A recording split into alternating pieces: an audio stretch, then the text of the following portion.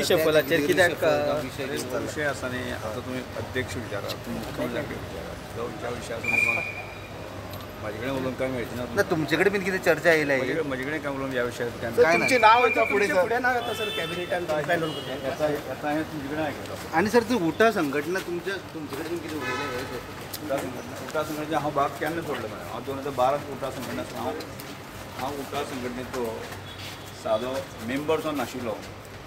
उठा संघटना ही 2012 जेन्ना मंत्री जालो त्या वेळाचेर उठा तांकां स्पश्ट सांगलें काय म्हणजे आमचे ताकदीत मतभेद आसा, त्यामुळे खंयच्याय दिसांक पडचे ना हें हांवें त्याच सांगलें.